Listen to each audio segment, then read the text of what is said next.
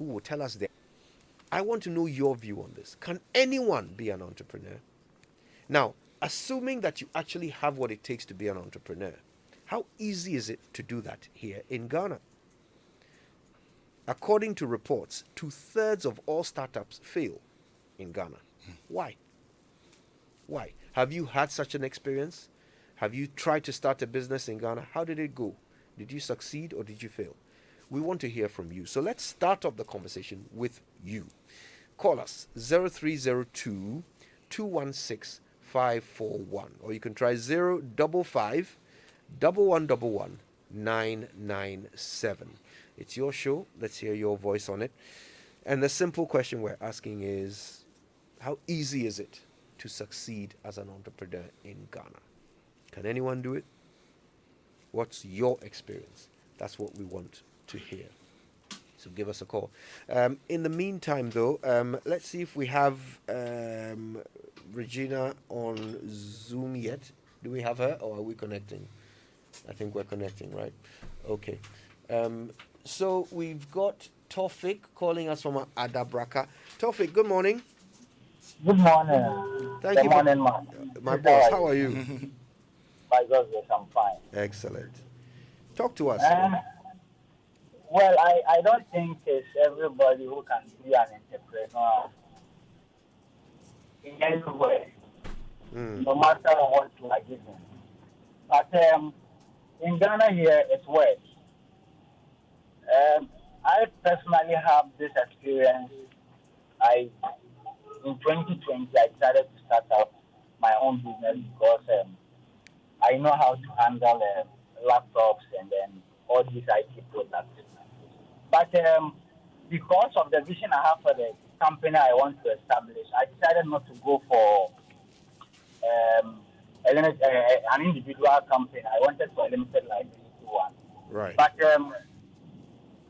after the registration, the registration took a while. I got the registration certificate. Now it's left with GRA to get the bad documentation. When I went there, they were saying a new business that I'm starting up, I need to pay 500 cedis before they give me the bad document. Oh. I as a good citizen, I want to do the right thing because I know what I want for the company. But when they said that, they said, okay, if I can't pay the 5,000, I should pay half of it, which is 2,000, which I couldn't afford at that time. And I said I could afford a deposit of 800 cedis. They took the 800 cedis. As I speak to you now, I don't have that invoice. So if I get some business and the customer requires a VAT invoice, I don't have a VAT invoice, so I send to the customer, and it's no fault of mine. So I think it's a system that needs to be looked at. If I'm registering a business, I think there should be a way that I should get all the documents I require to start the business. I don't need to go here and then from there move to another office. I think it's so frustrating. It makes a lot of people who genuinely want to do the right thing get frustrated and then they stop. So I think the system needs to be looked at. Thank you very much. Thank you, my brother. Thanks for calling. Let's talk to C in Tema. Hi, C. Good morning. Yeah, good morning. Thanks for calling us. Yeah. This entrepreneur thing C, can you turn off your radio, please? Just listen to us on the phone, okay? Turn off the radio or walk away from it, okay? Okay. Perfect. Can you hear me now? Yes, it's great now. I think this entrepreneur thing that we are talking about, it should be a comprehensive something. It should be taught right from the school, okay, so that they get a mindset that we need to start something on our own. Right. Our environment is so unfriendly that after school, I decided to work on my own, do something on my own. And one of my aunties just walked to me and told me that after all the degree, is that what you want to do? And it was so appalling. Had it not been determination, by now I would have quit that business. So I think it should be a comprehensive thing that needs to be taught right from school. Even the homes, they have to accept that probably after school you can also do something on your own. So it's not just one day talk that, people should go into businesses. It should be a continuous talking to the youth, a continuous something that people have to be abreast with it. because Right. it's not easy. That pull me down, PhD thing that goes on in Ghana. It doesn't help entrepreneurship. So please, I think it should be a comprehensive something. Thank you. Thank you, C. Thanks for sharing that. Let's go to Accra and talk to Moses. Hi, Moses. Good morning. Hello, good morning. My brother, how are you? Morning, man. How are you? I'm there for you, my bro. Thanks for Oh, calling, I'm Moses. blessed. I'm blessed to talk to you this morning. Oh, By I'm the so way, excited to hear you. my name is Moses Afam. Uh-huh. My name is one of your family, Moses Afunda. Oh, I see. Oh, he's hi. one of my clan. Oh, okay, yeah. Oh, But just to fantastic. be You fair know who with that you, is, man, right? Yes. Brilliant. He supplies me. but you know, Yes, we can hear you, Moses. Please go ahead. dude, to be frank with you, the finance minister has said the report, okay? But the truth of the matter is that it is not easy to be an entrepreneur in this country. It is not easy at all. And the issue is that it's not alone. It is not an easy thing. And therefore, the government is one of the contributing factors. Look at the number of banks that are not in this country. If I were to be part of the government, I would put these banks together and clear all the managing directors and create a new management director to manage their banks so that people can still have their jobs. But then notwithstanding, you get the necessary documentation to start your business in this country is the hand. So now, what is the way forward? If you are encouraging the youth to venture into entrepreneurs and to engage in the basic registration, you have to look, it's total mess up. Thank you very much. Thank you, Moses. Thanks for sharing. All right, let's go to Kwashiman. This is Ni Pakpo.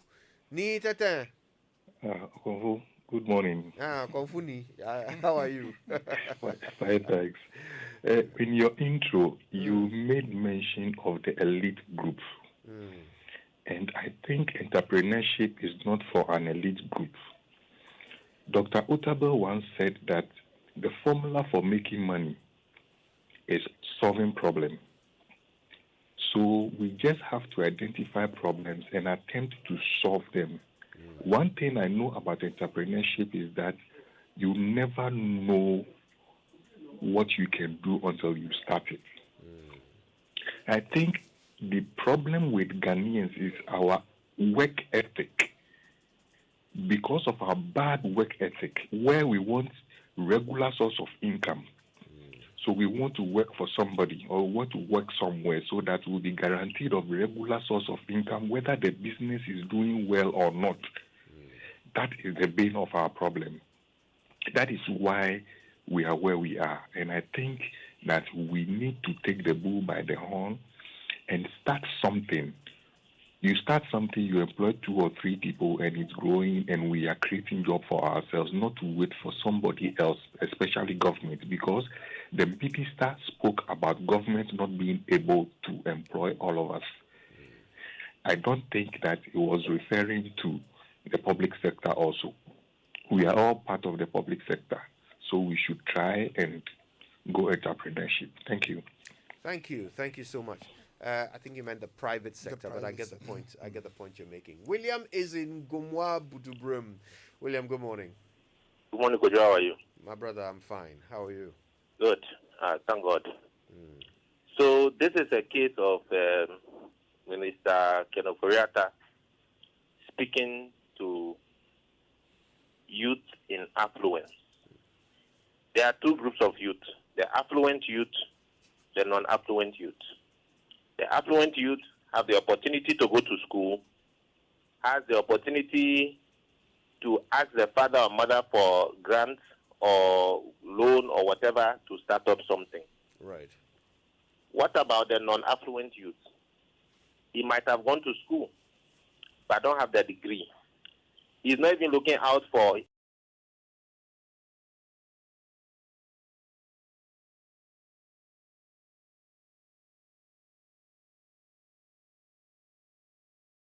a lot of majority of the youth are in the non-affluent situation. Which bank will look at them and give them loan to start something? I can tell you for free, there are a lot of young people around here looking for just 100 cedis to start something. If somebody does not give it to them out of benevolence, you can go and queue in front of the rural banks. Master, you will not get it. So unless government decide that it's a deliberate policy to create wealth through entrepreneurship, in that case, you can start with something like venture capitalism. Start up. My friend, bring your proposal. What do you want to do? Because even some of them will not even have the time to write those proposals. Let's take for a Greek. I want to plant tomatoes. I need 100 Ghana to get the land, another 100 Ghana to buy the seed, another 100 Ghana to buy implements. That's 300. So I get somebody, okay, I will invest that money into you because I don't have anything. Right. Guide me to start, sell. By the time I get profit, I would have learned the trade, grow into it, and then stand on my own. Can that be done for the numerous young people out there who want to do something for themselves? That's the question we should be asking. But to just wake up and say, forget about government job and start something on your own, it's like talking to the air. And it will not work. Because the reality on the ground is someone has to push them. If that someone is not there, that push will not happen. Have a good morning, my brother. Have a great morning, William. Thanks for calling. Let's talk to one more person. Eddie is in Kuf Town. Hi, Eddie. Good morning. Yeah, good morning, Kojo. My brother, how are you? I'm very good. Good. Talk to us. I'm very good. Well, I think the last caller and then the lady who called about the comprehensive policy have hit the nail on the head. Much as we want, as youth, people want to, set up their own stuff. The system does not allow. Okay, I had the same experience as a guy who went to the GRA. We've registered a company. We want to start. Okay, the moment Smith saw it on Facebook, they called me. I should come and register the employees. Meanwhile, I have not started.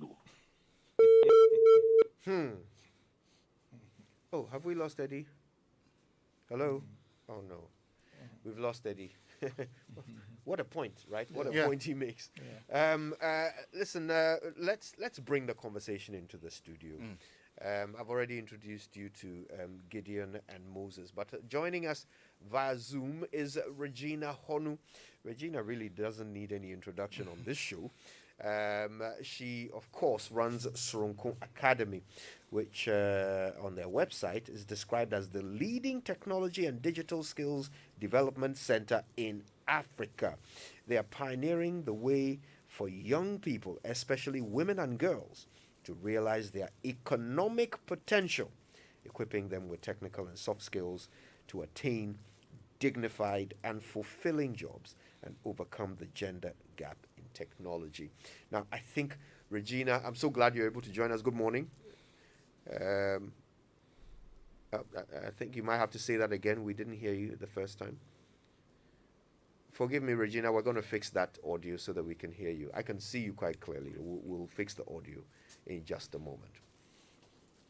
But I think Regina is a very important part of this conversation because she's developing skills. But she's developing skills in people, not necessarily for entrepreneurship, but just so they can be economically viable. So, forgive me.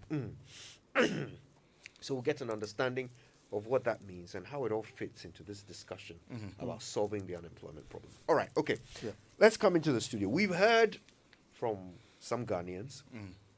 I want to start with you, Moses, if you don't mind. That's fine. So first of all, let's settle this question. Can anyone be an entrepreneur? If government says, we can't employ you, is entrepreneurship the only other alternative? I would say yes. That is a harsh reality. Yes, because if no one is going to employ you, then you have to employ yourself. But then government has its role. I'm looking at about three facets of all this. Right. Government has a role to play. the individual has a role to play, and also our financial institutions have roles to play. So, indeed, government is expending so much, about 25 billion on public sector wages, out of 113 billion. And government employs just about 650,000 people. So obviously the informal sector has a big responsibility. And if our finance minister is telling us this is the reality, then we have to listen and find solutions. But one, government can help by way of training. You know, our educational system prepares us to get out there and hold CVs and look for jobs. Why do I say this? If government wants to equip the people, so we have this mindset of employing ourselves or creating employment by ourselves, it should reflect in our academic structure. So at the basic level, children should be made to know about this thing than knowing the tallest mountain in Africa and all that. They should know that there's something called entrepreneurship right from that stage, those stages. And at the university level, first year, every first year student must be taught entrepreneurship because it's part of what the realities of life, you know, thereafter. And so our academic structure and then also support. It will interest you to know somewhere, I think about 8 years ago, the Ministry of Trade sponsored some of us to join in a conference in Bahrain. And it was an entrepreneurship forum. And there I felt so sad because most of the other people that came, attended that program, were sharing their story. Even from Syria then, like the support government gives. In Bahrain, you know, the Middle East, they were up there. Some, you just need a good business proposal. And you could go, you'll be vetted, and you have funding, you have sponsorship. Interest-free facilities for the first 3 years or so. They had plug-and-play shelves, already built facilities, you know, where if you want to do IT or whatever, manufacturing or whatever, the structures were there. You could just get a facility, get equipment, get raw materials, move in there and start producing. That is, if you could prove that you can employ 5 people. Okay. You have all this already there for you. But look at us here. You struggle. However, I would say there are also good things in Ghana. Because, for example, I was a banker and I decided to start a small business in my kitchen. There are countries where I couldn't have started manufacturing from my kitchen. But I went to Standards Authority, went to FDA. They will come and see the place. They will tell, oh, no, this is too small. Do this, do that, do that, do that, you know. And somehow we're given the chance to start. So Ghanaians shouldn't think it's all bad here. Someone can just start a business with 100 cedis, like someone alluded, an earlier caller alluded to. And it's a reality, it's true. But there are so many places you just can't start business with that kind of little support. So I would want us to have the balance. What should the finance minister say if they cannot employ more people? That's a harsh reality. But then government can help, education, sponsorship, support, and above all, they can help existing businesses to grow and to accommodate more people. The last thing I'll say on that is, for example, we hear the law students who are aggrieved, about 449 law students who have passed and are being denied when we do not have even enough lawyers up north.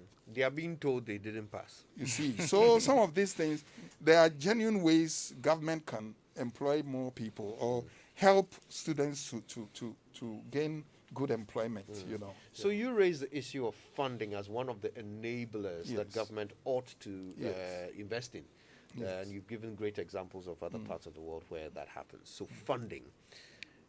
All right. Now, I want to come to you, Gideon, and follow on from there. Yeah, obviously, funding would help entrepreneurs. But let me tell you guys a story. When we were kids, my parents employed someone to help us around the house, a nanny sort of person called Dinah, Sister Dinah, that's what we called her. Okay. Now, from the day she joined us in the family, Sister Dinah started making clothes for all of us. She was so talented. I remember I was a kid, but I didn't I didn't want to wear anything apart from what Sister Dinah had made me. And the whole family was the same. Everyone in the neighborhood started coming and making orders from Sister Dinah. Wow. So my mother decided to invest in her Okay. and help her set up a business. So she did that. Sister Dinah moved to her own space and started making clothes for everybody who wanted clothes. 3 months later, she came back to the house and said, she's lost all the money. Wow. And she explained why. I remember I was very young, sitting in the kitchen listening. She explained what she did. The money that my mom gave her, she went, set up, and then she met someone in town wearing an outfit that had the most beautiful buttons. She'd never seen those buttons before. So in her head, as a dreamer, thinking of her brand and what she wanted to create, she thought, you know what? I'm going to make a whole line of clothes that have these buttons so that people will recognize them and know that they are from me. So she asked where they were from. Apparently they were from I don't remember whether it was Israel or China or somewhere. And she ordered a huge load of these buttons. She'd never wanted to run out because she pictured everybody wanting. So she spent all the money on these buttons. Wow. And then she had no more money to buy implements or any, or inputs into her business. People came with orders. She couldn't fund them because she just didn't have the know-how. Yeah. So I'm wondering, Gideon, I'm so sorry I wasted your time with all that long story. An But important story. I'm wondering, is it enough to just put money in people's hands? Absolutely not. Absolutely not. But I would want to take a couple of steps back. I think I want to prefix everything I'll say here with this thing I'm going to say first. The government, and I'm not talking about this current government, needs to understand that people who call them out don't do so out of malice. A lot of us do that because of the love we have for this country and because of pride. I think I'll quote the president. He mentioned a couple of years back that the destiny of all black people all around the world is tied to Africa. So for me, I always tell people, no matter, it can be that you can travel out of Ghana and then you leave your heritage behind. Wherever you go, you'll be a Ghanaian. And so we all want Ghana to work. And that's why we speak up when we see challenges. The second thing I'm going to say is I'm very happy that the Deputy Finance Minister is listening. And I hope what he does on this call is really listen. We've had government talk a couple of times. Unfortunately, government never walks its talk. And then government needs to listen to those people who are in the entrepreneurship space. I occupy a special space because I work with multiple entrepreneurs. And their problems are the same. People will talk about access to capital and everything. I want to be very blunt with government and say the number one problem that entrepreneurs face is government. And what do I mean by that? Government does not support entrepreneurs. It does not. If we say otherwise, we're just being nice. And unfortunately, even when government is supporting entrepreneurs, that itself can also bring problems. And I can cite examples. I can cite Selassie Ibrahim. And everybody knows for a fact that the money that was costed didn't go to Selassie. So as an entrepreneur, the people who have learned that they actually stay away from government. Because government support will be nice for a season, but it will come back to haunt you.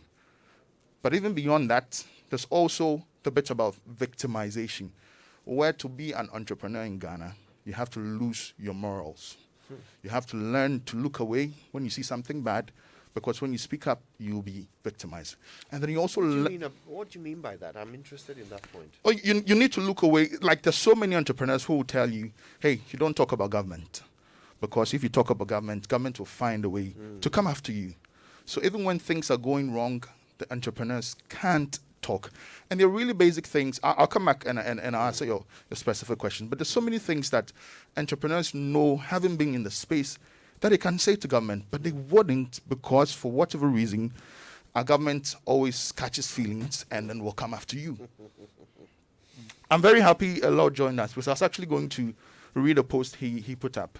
And like I'm saying, the sentiments are the same across board. Whoever you talk to, these are the main challenges. We can get into the challenge of capital. We can talk about technical capacity, like you talked about. For example, the story you mentioned, that was an issue of technical capacity. And like Moses said, and that's another thing I'd say, that I think everybody knows in Ghana that the public sector will never be the biggest employer. In fact, how many people are even educated enough to apply for public sector work? So that's public knowledge. Now, from where he sits as the finance minister, if he is 100% sure and knows that government can't absorb any more people, then what are we doing in terms of training? It's quite coincidental that speech was offered at UPSA, a university. If what you say, that the people who currently passed out of UPSA, was anybody that trained to become an entrepreneur? The answer will be no. And like Moses rightly said, it shouldn't even start at the university level. We need to start training kids from the very basic level to then acquire the skills that would have helped somebody like Diana not lose her money. That's an interesting point you make there. Thanks for that. Now, let me just say very quickly, we're joined in the studio by Lord Anthony Bassing of Incast Diagnostics. Now, I reached out to Lord yesterday because of that post you're talking about. Yes. He made a post about his experience when he tried to start a business in Ghana. We'll hear from him. He'll tell that story in his own words shortly. We also have the Deputy Finance Minister on the line, Dr. John Kuma. Thank you so much for your time, Dr. Kuma. Good morning to you. Forgive me, I think line. Oh, I can hear you, please. Wonderful. I can hear you now, Dr. Kuma. Thank you for your time. Good morning. Yes, thank you. And good morning to your listeners and the panelists in the studio. Thank you. We also have Tonya Senaya, who is the CEO of Horseman Shoes, no stranger to the show. Tonya, it's good to have you back. Good morning. Good morning, Kojo. And of course, we introduced you to Regina Honu earlier, CEO of Sronko Academy. I want to come to Regina now, actually, because we're trying to understand what this enabling environment is supposed to be. This thing that apparently Ghana is not doing so well at.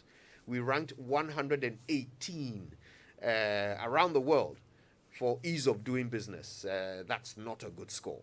We've not been doing very well in recent years on that. But you are training people to survive economically in Ghana. What are they telling you? What are your experiences on the ground? What exactly is it that makes it difficult for someone to start and sustain a business in Ghana? Or is it all an illusion? Okay. Hello, Kojo, can you hear me? Yes, we can hear you. Yeah. Okay, perfect. So there are several challenges, and the hosts, the people on the show have spoken about it. For us that work with different young people in the skills development space, when you talk about the ease of doing business, it starts from first the idea, right? The ability to identify what is a challenge or what is a problem and what is your solution towards it. So most of the time you have young entrepreneurs or young aspiring people looking for alternative source of income, just sort of copying what is a popular trend because they believe that that's where they can make money. For those who come up with a unique solution, the next thing is, okay, how do I formalize the business such that I'm able to, be well positioned to attract some type of funding or some type of capital? Now, when it comes to formalizing the business, you have some issues there.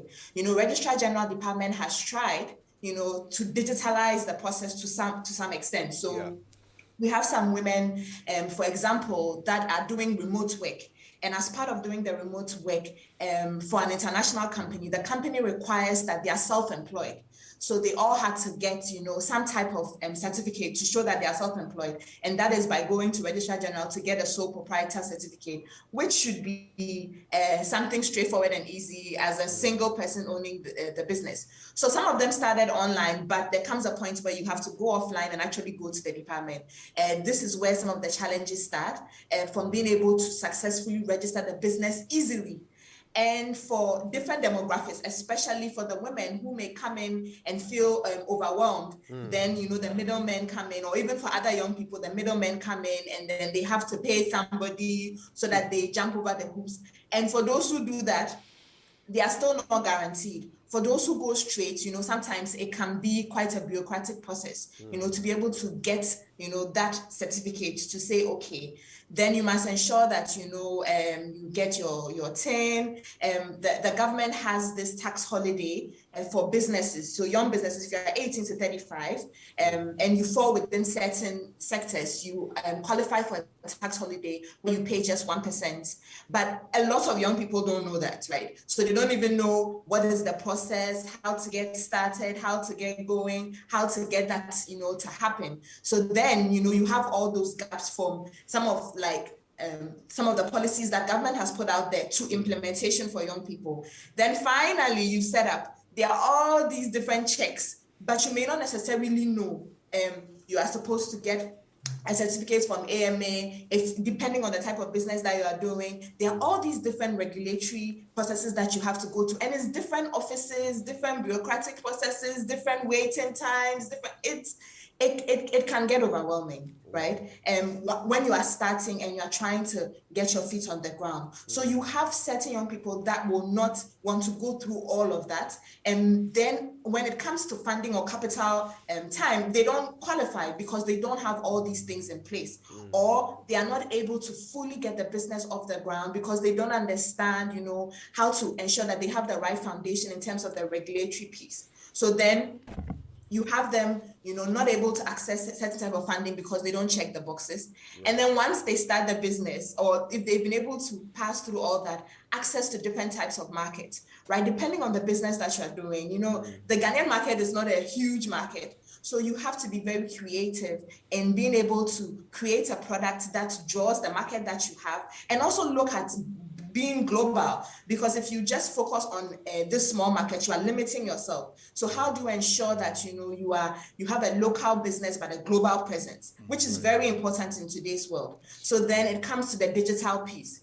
When it comes to the digital piece, you have issues like access, you have issues like cost, you have issues like stability, you have issues like power, so all those things fall once again in different categories. And when there are no safeguards, no sort of support from different places, then your risk appetite has to be calculated.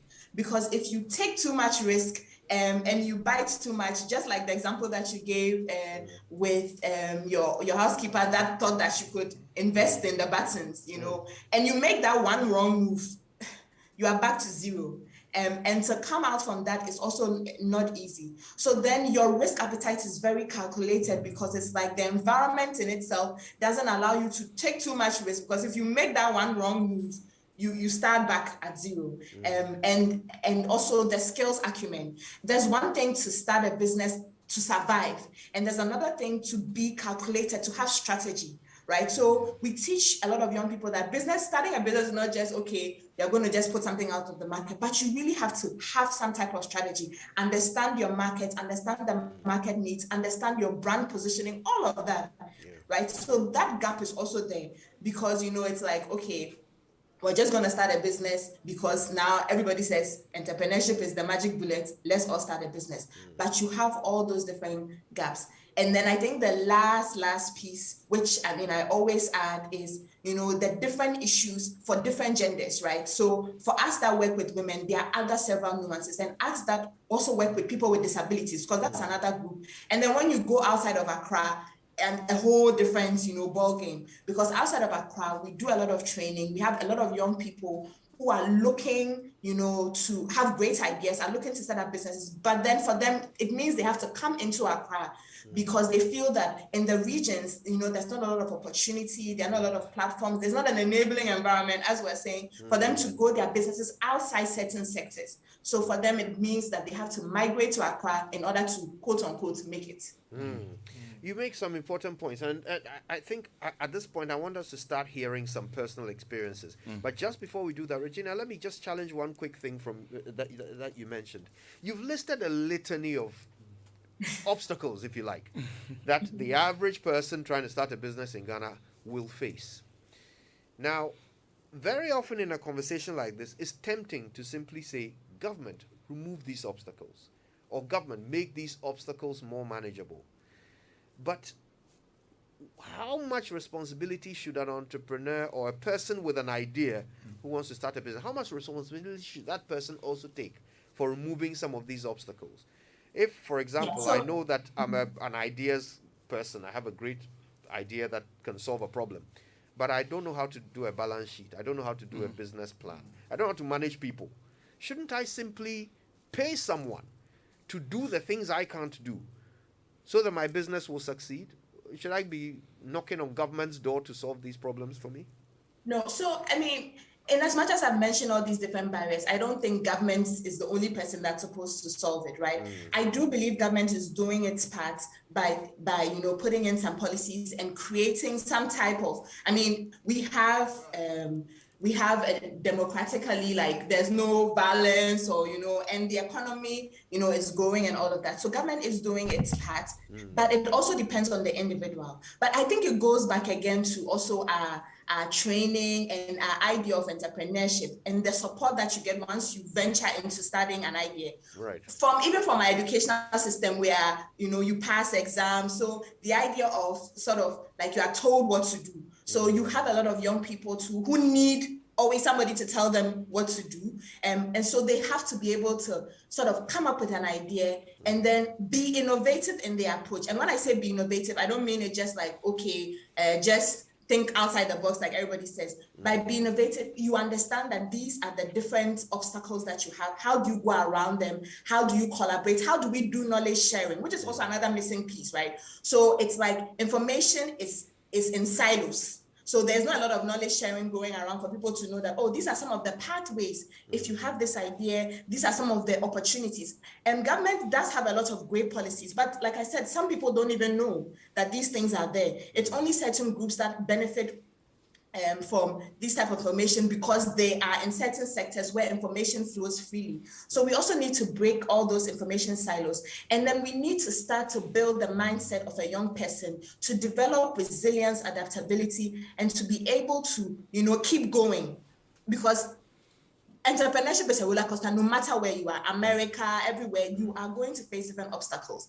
But if you keep looking for somebody else to solve the problem for you, then, you aren't cut out to be that. And if you're not able to lead a team, which is also another important piece, you should have the ability to lead. And leadership in itself, is a certain trait that you must develop, that you must build. You must have that confidence. So we will find that you have a lot of young people that may be looking for somebody else to solve their problem. That isn't, the trait of an entrepreneur. And an entrepreneur is a problem solver. So in as much as government will do its part, the individual also has to do their part. Private sector has to do their part.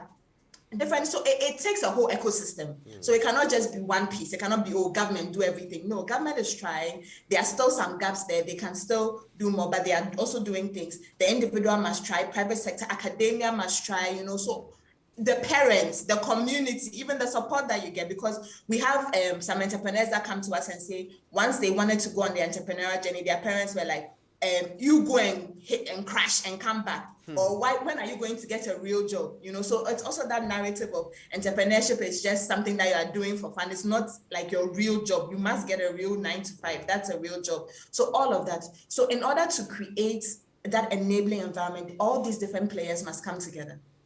Thank you for that. Thanks for that. Now, listen, if you just joined us, we're having a conversation about starting and running a business in Ghana. Finance Minister has thrown a challenge to everybody that, look, no more government jobs. So start a business. Find a problem, solve it, employ people, start a business. Helping us navigate this important conversation, we have Moses Atobra, CEO of Debbie's Products Limited. Regina Honu, who you just heard from, she's the CEO of Sronko Academy. Tonye Senaya joins us on the phone. In the studio, we have Gideon Ajiman, who's a business development consultant. And of course, we've just been joined by someone you'll be hearing from very soon, Lord Anthony Bassin.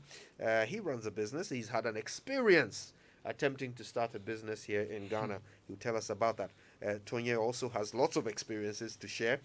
And we're pleased that the Deputy Minister of Finance is part of this conversation, Dr. John Kuma. Now, when we come back, we're going to hear real life stories of entrepreneurs who wanted to start a business in Ghana. What were the difficulties they faced? The Deputy Minister of Finance will help us think through what government is doing and can do to resolve some of these issues. I want to leave you with a thought just before we take this break. This is what we are told, that in Ghana, 74% of all startups fail. 74%. There are only 2 other countries in Ghana that have worse statistics. For them, it's 75%. So we are in 3rd place with 74% of all startups failing. What are we doing wrong? Use the hashtag JoySMS. When we come back, we'll hear from all our other guests, including the Deputy Minister. Stay with us. Book your unforgettable autumn holiday with Qatar Airways, the airline of the year 2021. Benefit from special savings of up to 30%, exclusive Privilege Club rewards, guaranteed flexibility, and a reliable expanding network of over 140 destinations. Book today at QatarAirways.com. Terms and conditions apply. Qatar Airways, the airline you can rely on. Hello, na aso ufie no e color ben. E blue and white. Oh, e blue. E wa junction so. Ya chinsa. If you blue bi ani ha. Ana wa ye ba kwa ye begina. Ya chinsa ama ye fu na shi. Aso unim park e wa junction so meba sisia. Asew, na if you wear blue and a pardon white. Oh, asew we dey fata. Asew. E da no apa paint no so apa ka ho. We dey fanya wa you. Nanu ye ani paint fie you. Jamamonte Agatex nka. Agatex. Oh, you are Agatex. Hwe, ubeto painter eno ani Agatex o. Say you blue you blue. Iso to, e yabo, e jinemu kanpe, kakra bi na hia. Na udan na ye kama. Hey, any Agatex paint there. E pass all. Eno no. Agatex. E pass all. Enti me ye dey anya bi. Oh, Agatex there. Enya na e wo shop bia mu. So wo pere dodo ato a. 050-977-0200. Agatex, a quality Ghana painter. Ghana for Ayama Ghana for. Hey, Bra Kofi, your ceiling be smooth, bright and fine, Papa. That's an understatement. It dey blink like 80 carats white gold. This be Interface plasterboard ceilings. Smooth, bright, and long-lasting. Everybody where they come here, they fill up. Where they direct them go Interface Limited for world-class quality. If you're involved in new property development, renovation, or decoration, the right place for you is Interface Limited. Call us on 0274-999999 or visit our website at www.interfacelimited.net. Facebook, Interface Limited GH. Instagram, interface.limited. We know you better than they do. We cushioned you in the heat of the COVID pandemic when you needed us most. It is now time to help you take care of your post-COVID needs. From June to December 2021, your biggest and largest bank, GCB, is cushioning salaried customers with a special personal loan package. Access up to 200,000 Ghana cedis at a slashed interest rate. Enjoy a 2-month repayment holiday. Take up to 5 years to repay. Top up your existing loan at absolutely no fee. Let us make life comfortable for you. Apply for the GCB personal loan today and take care of your urgent needs. Remember, terms and conditions apply. GCB, your bank for life.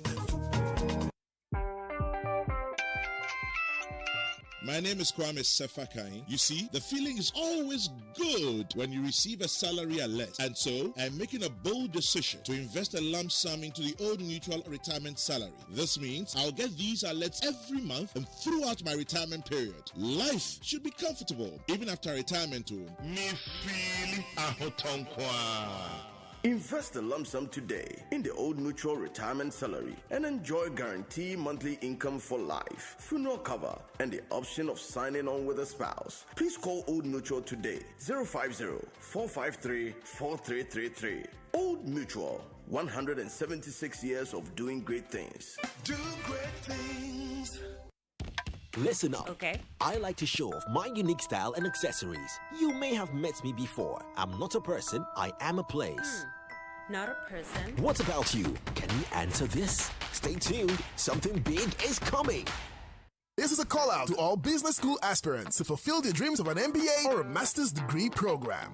Join us at the Virtual MBA Tour, Ghana Chapter, on the 21st of October by 6 p.m. to meet representatives from Walton, INSEAD, Yale, Harvard Business School, Rothman Business School, University of Toronto, Booth Business School, University of Chicago, amongst others. This is an opportunity to have a one-on-one interaction and to find answers to all your queries ranging from programs, application requirements, to scholarships directly from the admissions team of your dream business school from the United States, Canada, Europe, and other regions by scheduling a meetup at www.thembatour.com/Ghana. The registration is free and simple. Go to www.thembatour.com/Ghana. Click on the registration free button and fill the form. You would receive a confirmation email and the link to join the virtual event 24 hours before the event begins. Visit www.thembatours.com/Ghana for more information.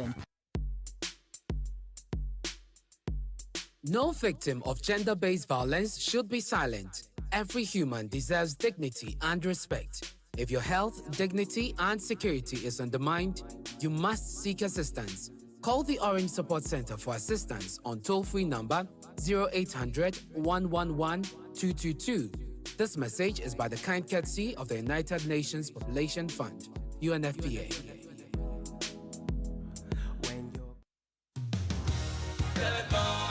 Wake up to the original magazine show. The Super Morning Show. Still in work mode. Of course, we're still in work mode. Turn a nigga out. Let them know. Let's work. Thank you, Dad.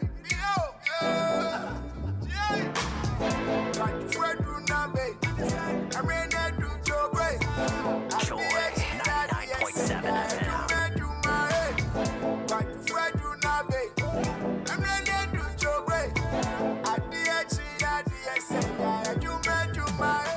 Welcome back. It's the Super Morning Show, and we're having what might turn out to be one of the most important conversations in the country today. And it's about jobs. It's about jobs. The finance minister has made it clear. Government can't employ anyone else. Simple. I am He choke. So yeah, he choke. So what's the alternative? Well, he suggests entrepreneurship. Just go out there and create something. Maybe you can end up employing people.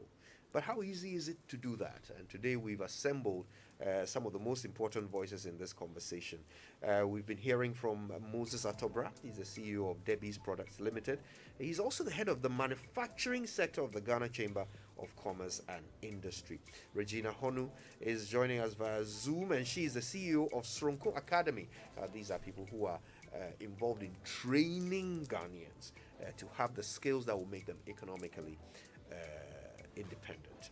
Tony Senaya, no introduction required, CEO of Horseman Shoes.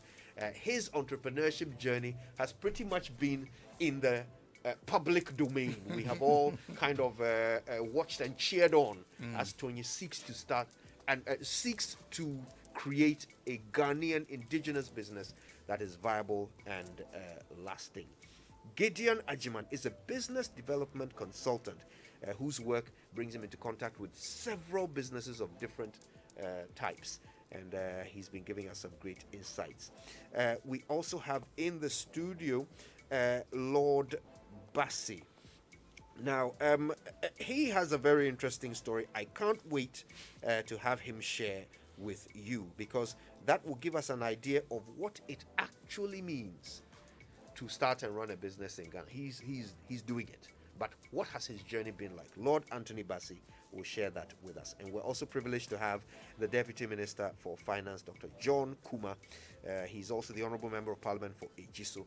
He's also with us on the phone. So let's quickly dive back in. And before that, though, I'll remind you of a few things. First of all, you don't have to queue to watch a movie these days. You just have it streamed on your screen in your living room. You also don't have to go to a mall these days. You can shop online, have it delivered to your doorstep. Now, what if you could do the same with your banking? Well, meet Abby, your 24/7 digital banking service from ABSA. So whether it's making inquiries, paying a friend, buying airtime, or checking your balance, just ask Abby to do it for you. Add Abby on WhatsApp. The number is 050-164-4644. That's Africanacity.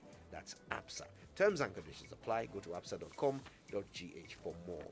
Now, I hope you have the Bobo app. If you don't, you're missing out. It has the most affordable rides in Ghana. You can use it to order food, book airlines and vacations. You can also use it to request over 30 different services at home, all from your Bobo Super app. Now, invite 20 friends today to use Bobo, and you can share 200 Ghana cedis with them on the app. Bobo takes no commission from drivers, so your driver, as a driver, you keep 100% of the sales you make. No other app will offer this apart from Bobo. Download the Bobo app from the Play Store or the App Store now. Bobo, the app they be. Now, have you heard about the Orange Support Center? It provides support to survivors of sexual and gender-based violence, including psychosocial support, legal support, and medical services where necessary. You can call them on 0800 111 222. Remember, it's a toll-free number.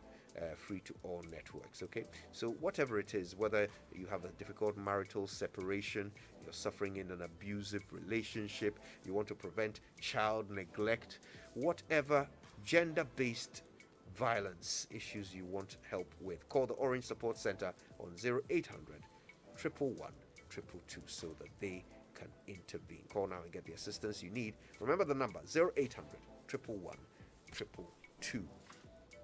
Now, it's come to the attention of the management of EcoBank Ghana PLC that some unscrupulous persons are posing as employees of the bank and fraudulently soliciting the payment of facilitation and application fees for loans. Management would like to inform all customers and the general public that EcoBank Ghana PLC will not ask individuals, groups, or organizations to make upfront payment of any amount of money when applying for loans. All loan applications must go through their dedicated relationship managers at any of the 67 branches or the appropriate business desk at the head office of EcoBank Ghana PLC. The public is also reminded that EcoBank Ghana PLC will never ask anyone to deposit money into any account for the delivery of services. Please be cautious and don't fall prey to such fraudulent schemes. Also note that all customer communication from EcoBank Ghana PLC is done through this number 0302 610 400 or no reply at ecobank.com. That's the email address. If you want to know more, call EcoBank Ghana PLC on the toll-free number 0800 003 225 or email ecobankenquiries@ecobank.com. Also, you can connect with EcoBank Ghana PLC on all official social media handles for further assistance. Thank you very much for your attention. Let's get back into our conversation now. I want to bring in Lord Anthony Bassin because I think he has a fascinating story. Lord, tell us in your own words what you do and what you've experienced in trying to do it. Okay, thank you very much. So, Incas Diagnostics is a biotech company in Kumasi. We manufacture diagnostic test kits, so your pregnancy test, drugs of abuse, typhoid, and all of those ones. We develop and manufacture them from scratch right here in Ghana, in fact, in Kumasi. Right. We didn't start out to manufacture test kits. When we started in 2012, it was basically to be a lab to offer services to people around the Konfanochi Teaching Hospital. I was working at the hospital at the time, and I felt that some of the costs when it comes to tests was quite expensive. So in my naivety, I said, oh, why don't I set something up that can reduce the price to a point where everybody can afford? However, 2 weeks into the business, I realized that was not going to be possible because, first of all, we didn't control any of the prices. We imported 100% of the kits and the reagents that we were using. And so if you do not control the price, there's no way you could reduce the price. You would run out of business. Yeah. So I decided to pivot, and I invested money and everything into my own training. There was no way, we're not taught how to develop test kits in the university. And there was nowhere in Africa you could learn how to develop test kits. So I remember I paid around $4,000. That is almost every month. I left for the US, went to DCN Diagnostics. In fact, I took loans from banks, from Bayport, from my friends, and all of that. invested in myself, went to the US DC and Diagnostics in San Diego, went to learn how to make test kits. And but I used to go and then come back, then go and come back. That's how it was. Fortunately, I had a scholarship at one point to do some work in Purdue University, which was also in the area of developing test kits.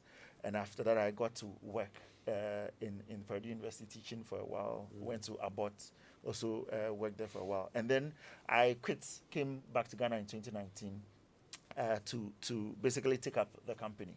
But before that, I had, somewhere in 2018, I had raised enough funds, because when I was in the US, I was always pitching. Every competition I would pitch. I had developed, at the time, a test kit called the VAG kit, which was a test for vaginal infections. So it was a 3-in-1 test for vaginal infections. As at the time I was developing it, I didn't know that there was no product like that in the world. So when I developed it, it became a big issue in the US. It was patented in the US. And so I was on almost I was on CNN and other places. So I had quite an interest, and so I was able to raise money in terms of grants, $200,000 at the time. And the first thing I did was buy equipment and ship them down. And then at the time I told my boss that I wanted to leave and come back to Ghana. She was very gracious. She said, well, I would keep your job for you, go back to Ghana for a few months. If you want to come back, it's available for you. Wow. So I left and came to Ghana. And then I shipped the product and then came to Ghana, quickly put together a team, got a place. It was a 3-bedroom flat at the time, got everything ready. And I thought I was here to make a change. The first thing that got me down was FDA came, did a few things and said the place was too small. So for what I wanted to do, I needed at least a 6-bedroom place, like at least 6 rooms. I don't take that as something that was negative, because they actually taught us a lot of things. They taught us a lot of things. At the time, I did not know a lot of the things that I needed to get approval, to get the manufacturing license. And so they were with us throughout the journey. I remember the statement they made. They said, well, I told them I was a startup, so how was I going to afford a 6-bedroom? And they told me the product you're going to develop, and then the product that somebody else that is a big company is going to develop, is supposed to be the same for public safety. So if you're a startup, it doesn't mean that the product can be inferior. And with a 3-bedroom facility like this, you will not be able to have the required sections that you need. And so they helped. Of course, I had to get more money. But I think the major blow to me was when the goods arrived at the port. I went to clear the goods, and as at the time, I was asked to pay 50,000 Ghana cedis to clear the product. I didn't have 50,000 Ghana cedis. I had used all the money to buy equipment. And so once again, I had to borrow money to be able to clear the goods. And I'm very happy that Honorable John Kuma is online, because he was one person at the time that actually helped us. I'm not sure he would remember, but I walked into his office at NEIP. I think Selon Brantier had introduced me to him. I walked into his office, and his reception was excellent. I remember telling a lot of people that he's actually the first government official that I had gone to who didn't know me from Adam, but was very, very cordial, offered to help, write letters. He actually wrote a letter to the port and all of that. However, as the process was going through, the goods were on the port, they were procuring charges, and the process was so long, I had to cough up the money and pay. So by the time I had finished paying, I had no way of, we had not been approved by FDA at the time. I had no way of getting money to be able to sustain the business or even pay my debt. So I had to go back to the US. So it was very fortunate that my boss had kept the job for me. So I left and went to the US. I was depressed. I remember I would be walking on the streets and then just walk into the street. Whoa. And then with cars tooting their horns and all of that. I was hospitalized because they thought I was suicidal. And being hospitalized came with its own charges because it wasn't free. So I ended up racking up more debts and everything. Fortunately, I had because of what I did, which was develop test kits. And developing test kits, one of the important part was the design. Designing the test kit, knowing what exactly goes into what. Doing the development itself is very easy. It's just you follow a particular procedure. But the design is where all the innovation goes through. And that's what I had specialized in. So I had a gig with Abbott, and I was earning phenomenal amounts of money, and I was channeling all back to pay all my debts. So by the time I got back to, so that was 2018, early 2019, but the company was still stagnant. So in 2019, I made a conscious decision that I needed to come back to Ghana, and I needed to come back to Ghana to take up the company and develop it. I needed to leave all those things. So I again told my boss, and this time I told I wasn't coming back. I quit my job with the gig I had with Abbott. I resigned from that as well. And then I came back home. From April 2019 to somewhere August 2019, we developed more products, some of them the pregnancy test and all of that. We developed more products. Got some samples here. Yes, we got FDA to come and check, and they gave us approval for manufacturing license and all of that. And then we were ready. We did manufacturing. We had some money from InnoHub at the time, and then they gave us some money to produce our pregnancy test and other products. And so within just around December, we knew we were poised for 2020 to start selling.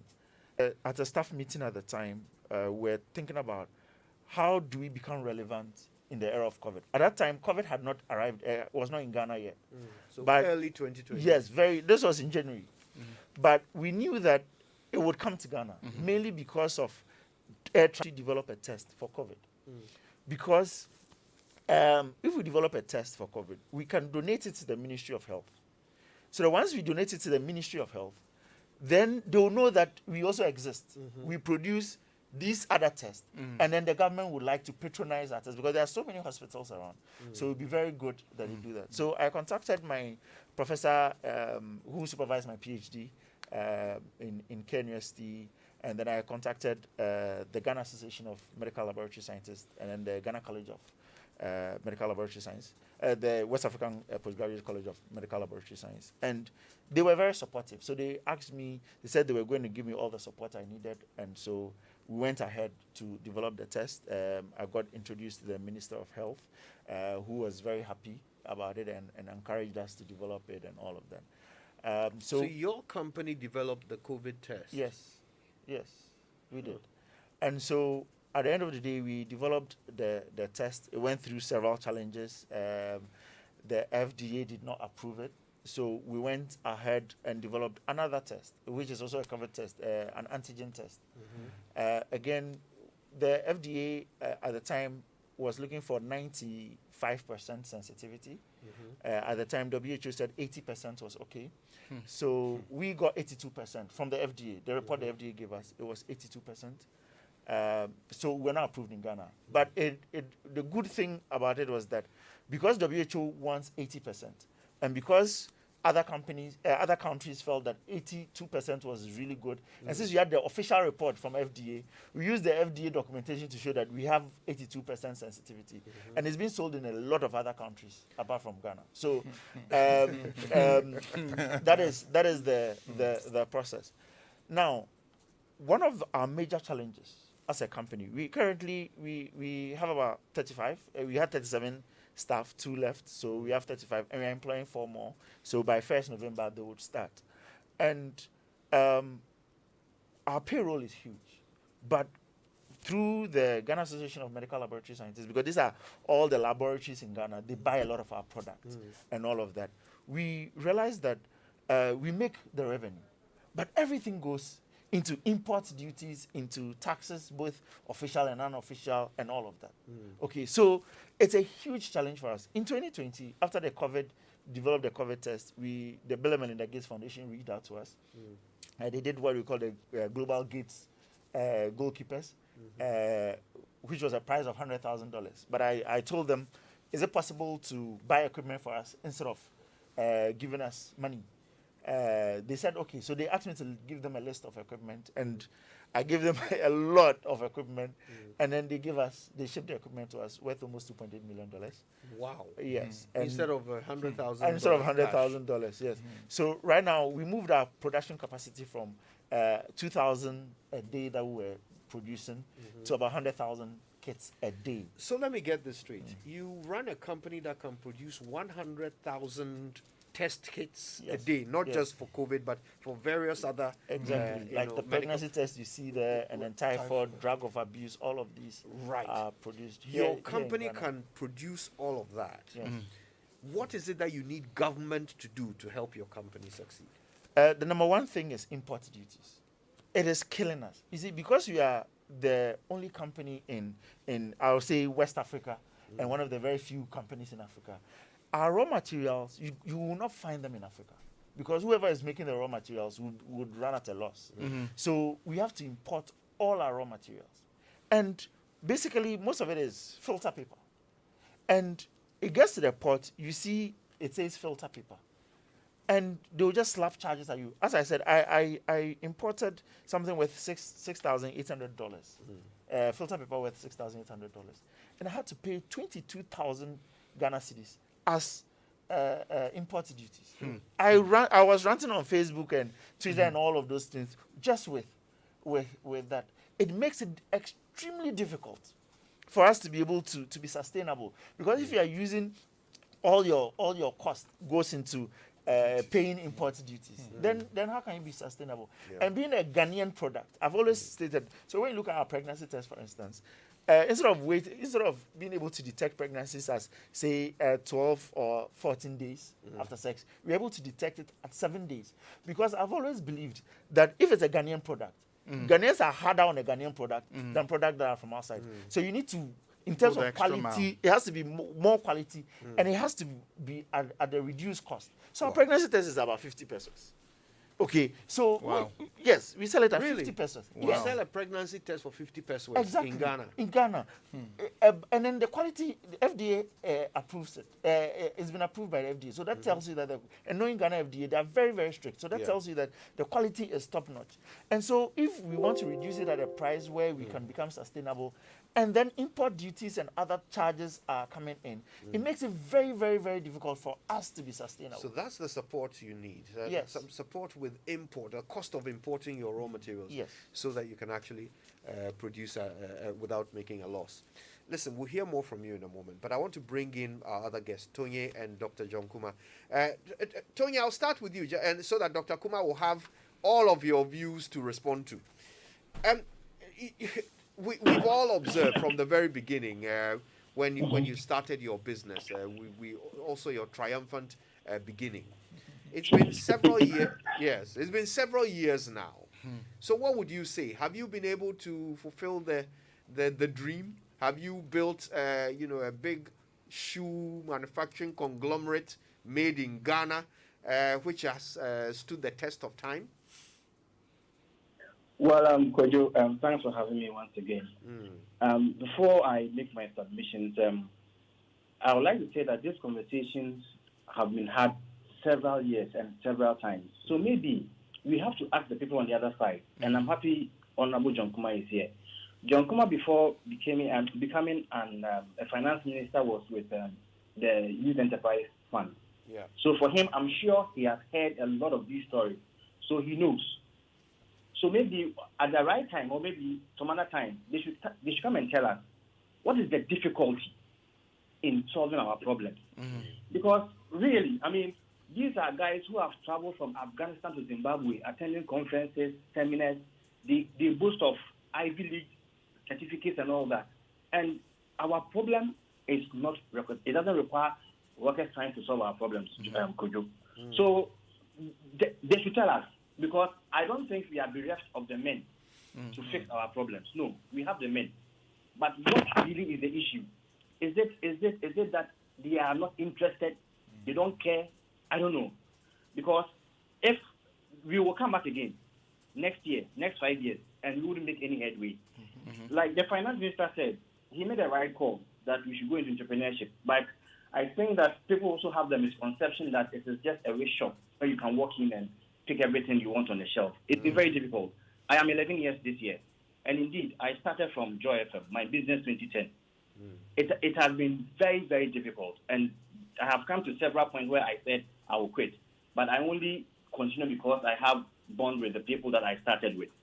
You know, one may think that you are lazy or you are not being smart. And here, when a Ghanaian says be smart, It's not be smart from your brain. It means circumvent the system. It means break the law, right? The finance minister wants graduates to build businesses. What are they doing? It's not just a talk shop. There must be deliberate underline, deliberate policies to walk people through. In his first address as finance minister, when he read the budget, he said that they will create business advisory services. That is to address what Regina said, the bureaucracies you go through when registering a business or when you're a startup. Yeah. And the business advisor was be a one-stop shop for businesses to go to seek advice on taxes, SNET, RGD, certification. It ended there. We didn't see the life of it. Again, he has also in one of his budget readings mentioned that they will give tax breaks to business owners under 35 years. You walk to GRE and they will tell you, Chief, they don't know anything about it. It ended in Parliament. Yes. They don't know anything about it. So you have to pay your taxes, And it's so frustrating. Apart from that, you are asking businesses to go and young graduates to go. You are asking young graduates to go and start businesses. Have you thought about rent? People carry bags around saying that they work from home. It's not their way that they work from home. And it's not all business that can be work from home. People cannot afford rent. A FIERA is charging you five years advance. That is even bigger than the capital to move your idea from one point to the other point. How difficult is it to find spaces for young businesses to test run the ideas before they become viable businesses to rent their own places? And are we looking at businesses on paper? You mentioned 74% of businesses fail. Or we want to build sustainable businesses. We want messy drops of businesses. Anytime we want people to talk to, we look through, okay, let's call this guy. Let's build the ecosystem where we'll have a lot of people who are thriving. You wouldn't have time for government to be lampooning and chasing government all the time. So, Kojo, these conversations, I'm sure Honorable John Kuma, he knows. He has said it time and again and again and again and again and again. It's frustrating. I won't lie to you. It's frustrating. 10 years, I have not built that conglomerate. No, I haven't. Anthony was sharing his experiences in import duties. Look, once you start to do business, you have all the elements after you. Once you start to do business, you are number one enemy of a lot of public states and public agencies. It's not a joke, Kojo. Wow. Honestly, 2020 sitting here, I'm tired. I won't lie to you. I will not mean sweat. And I meet my colleagues. Ajiman will tell you. We've shared a lot of things together. He will tell you. It's not a joke. It's not a joke. The situation is not so different anywhere, like elsewhere. But in Ghana, it's times 2 or times 5. It's times 2 or times 5 the challenge other people are facing in other countries. And yet, we are the ones who will boast of all the banal accolades. We are business-friendly environment in Africa, number one gateway to Africa. Look, where does it translate? We are the people living here. If we can't feel it, Chief, Kojo, I'm tired. I won't lie to you. I'm tired. I'm really, really tired. And one more thing. Yeah. Look, people like us in the vocational industry, so be it shoemaking, dressmaking, mechanic, carpentry, tiling, a time will come that this industry will collapse because we don't have skilled workers. The kids of today don't want to go through the apprenticeship system. Reason why people will say that they are bringing in tailors from Lomé and Benin. Reason why fashion designers are bringing in tailors from Togo, Benin, and Nigeria. And how can an individual solve this? You can only solve this in your own small way. But if we want to make an impact, it must be a deliberate attempt by government to solve this situation. It is no joke. Talk to your mechanic if he has kids. If he has kids in his training. Talk to your painter. Talk to your carpenter. We don't have people doing apprenticeship now. In the next 5 to 10 years, we will not have skilled labor in this country. When the oil and gas started, we saw it. We didn't have that top-notch skill to fit into some technical areas and vocational areas. Wow. So, Chief, this is our problem, and they know. They know. Tony, so they should come and tell us why they can't fix it. So that if it is something beyond them, we will sympathize and then we will know that, look, we are in the boat going into the abyss. Right. Then we are all done. Or else it will be a talk shop, that the big English, we will congregate again and still have the same conversation. We need solutions. We need to move this country forward. Look, there's so much potential. if anybody tells you there isn't potential in Ghana, the person is lying. But beyond the potential and the possibilities, how do we attain it? How do we tap into it? This is when we need men to be deliberate, to be purposeful, and to hold hands. Look, businesses were created. Elsewhere, big businesses were created. They were definitely created, and today their businesses, apart from creating employment for citizens, it's also a tourist attraction. It aids in the nation branding. You mention a company, automatically a country comes into your mind, a represent country. But for us, it's just talk shop. As I said here, no action. It's really tiring, Kojo. It's really tiring. Tony, I can feel your pain. I think this is the perfect time to bring in the Deputy Minister. Dr. Kuma, you've heard from all the other panelists. I want to read you a text message I got while we were having this conversation. This came in from Dasegla, who is the brains behind the Korba payment app.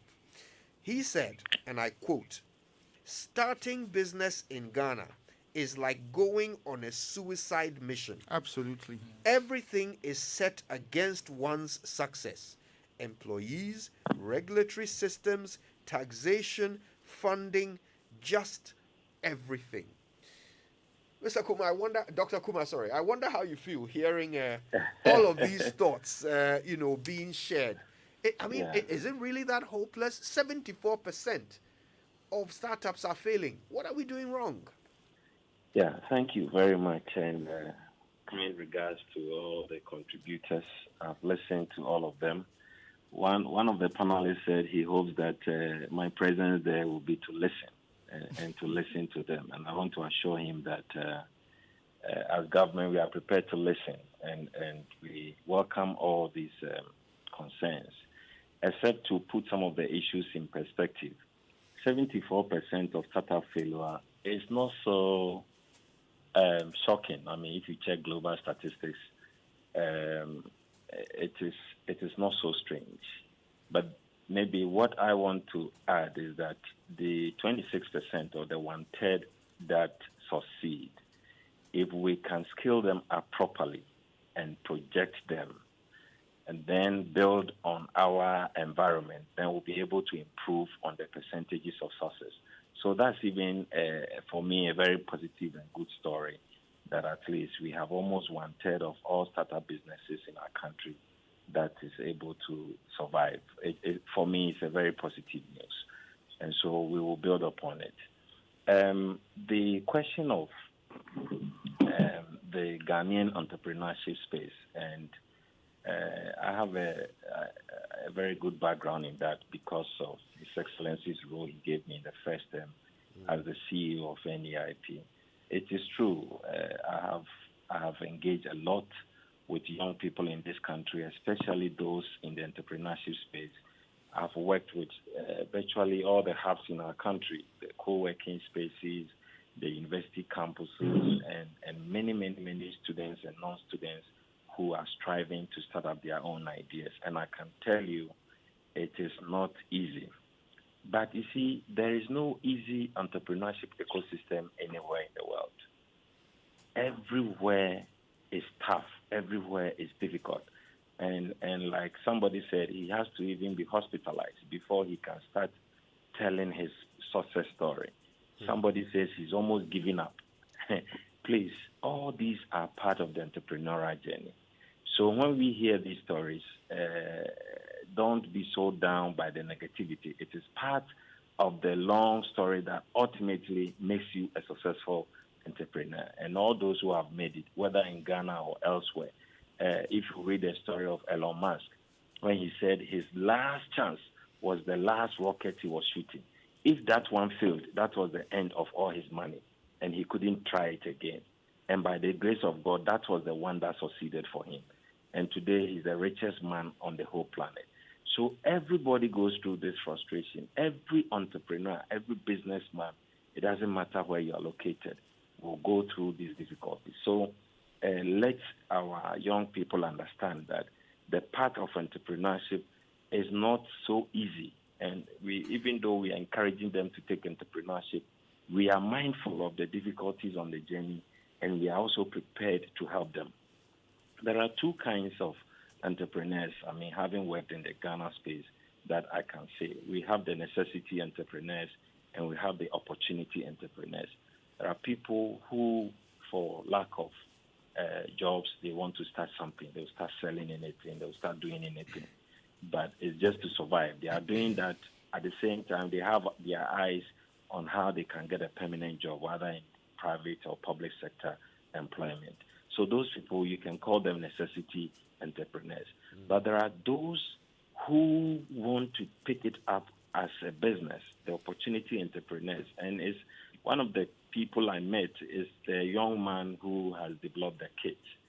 I don't know him from anywhere, but after talking to him for 2 minutes and seeing his vision and passion, I was ready to do anything to help him to succeed. And there are several young people in our country like that who are doing well. You see, one thing that you will not get is easy path. But any young entrepreneur with two values, vision and passion, you will overcome all this difficult environment eventually. It won't come easy. You need access to financing. Yes, we understand. It is not going to come easy. You need access to market, the business advisory services. And government has tried to improve on this entrepreneurship ecosystem, especially from 2017. And I can tell you, we are working every day to improve it. We are not there yet. And I'm happy the finance minister, his comment has brought these discussions to the front burner so that we can have further engagement and positive feedback from those who are in this system and how we can all work to improve it. The announcements that government make, it is not true that we just make the announcement and nothing happens. When we talked about improving the entrepreneurship ecosystem, one of the key vehicles we put in place was the National Entrepreneurship and Innovation Program. And out of that, we have the Business Advisory Services. When you go to NBSSI, now GEA, they also have a desk for business advisory services supporting many startups and SMEs to be able to scale up. We are doing a lot in terms of access to market. I mean, if you look at Ghana becoming now the headquarters for AFTA, what it means is that we are not looking just at a 30 million population, but the 1.2 billion population for our continent. So a number of blocks are being put in place one at a time. And today, as we speak, we have the Ghana Hubs Network, which is a private organization, but gradually coming together to improve on the entrepreneurship ecosystem with their leadership and all. And government is actively engaging them. In the past 3-4 years, almost all the entrepreneurship training we have done, we have involved the university campuses. We are setting up entrepreneurship clubs even in secondary schools and university campuses. We are engaging national service to post students who start their businesses to be posted on their own businesses while they are doing their service and receiving their allowances. They will be building their own businesses. So a lot of incentives are coming up. And I can tell you that the 2022 budget, as the finance minister has signaled, is going to give a bold statement on how we can really empower young people, not just to start up their businesses, but to succeed and improve on the percentage from the 26% we have now to maybe 40-50% of these startups succeeding. And we are decentralizing the process, not at the governmental levels or even GE and NEIP and NY and all the rest. But we want to involve the campuses, the university campuses. Now we want to help set up endowment funds.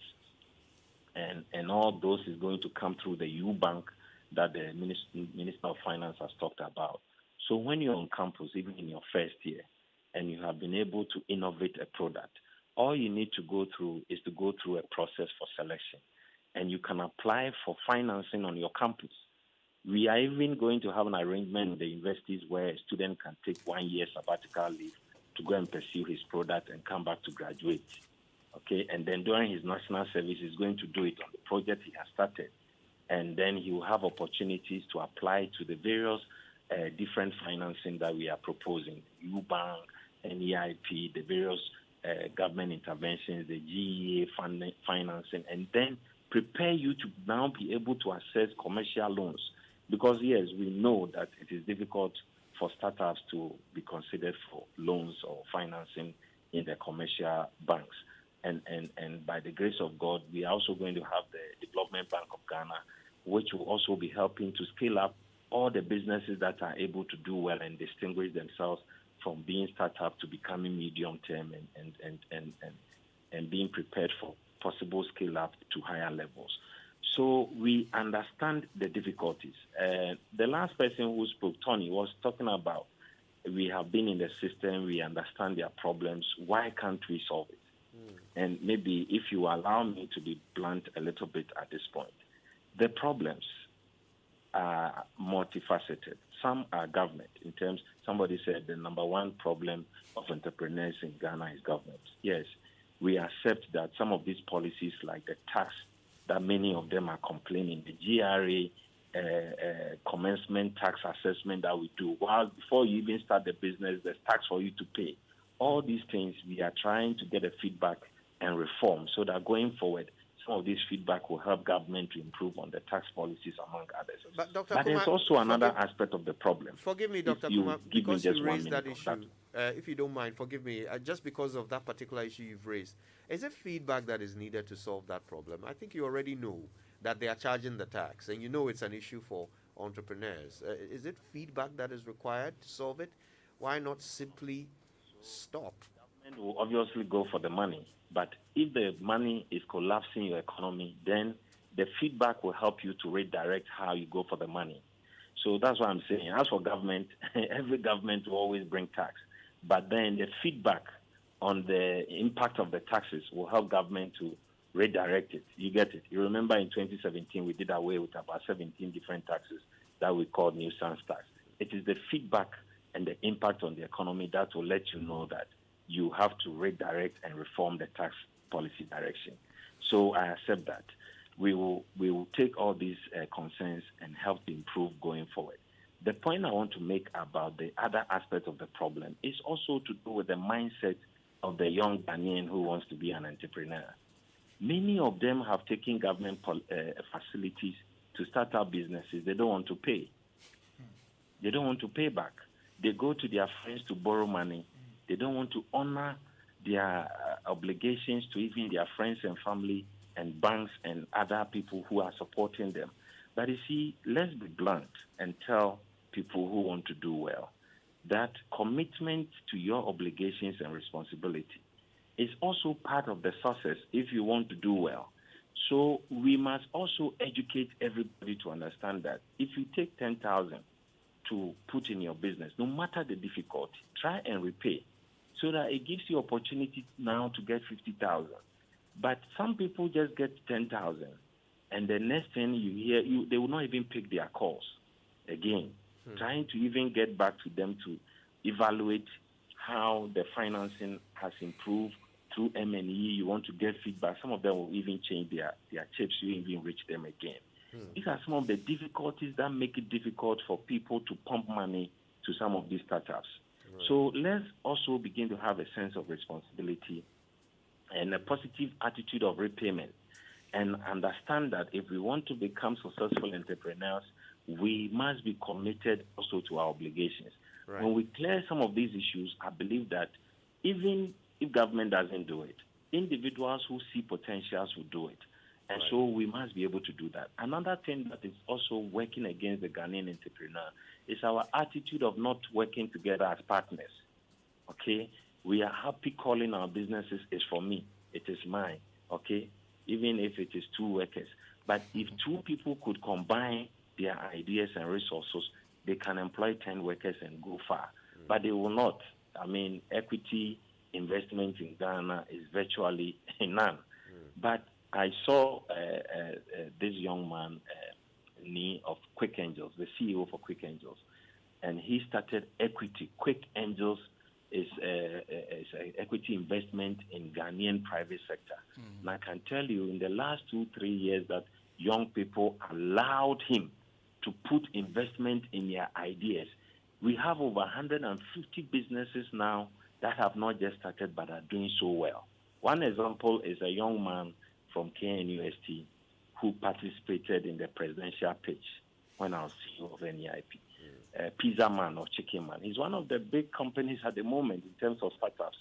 While he was in school, I recommended him to Quick Angels. Quick Angels is a private person who has money. He says, I'm not giving you a loan. I want to give you equity. I want to put money in your dreams. But I will co-manage with you. I will take future profits with you if you agree. Yeah. And then he agreed. Today, Pizza Man or Chicken Man on KNUST is one of he has about 33 workers, 4 branches, and he's also opening branches all over.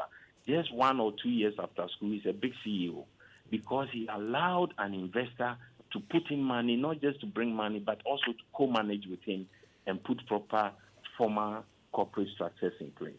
Dr. So Kumar, we are also talking to our young people. Allow people with resources to also come on board.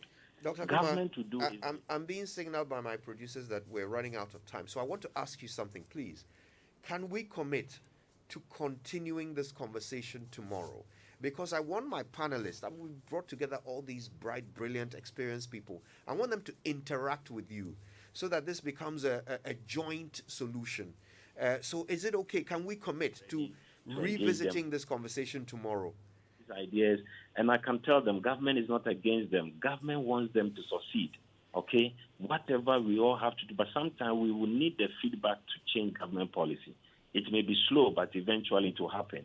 Right. So they should trust us that we are prepared to partner them for us all to create a better enabling environment for these ideas to do well. Hello, Dr. Kumar. I wonder if you heard my request. Yes, I am committed to tomorrow. I'll be available. Wonderful. God bless you for that. Thank you so much. And I hope that my panelists, all of you, are able to rejoin us tomorrow. I'm so grateful because we need to hear more from all of you. This conversation has only just begun.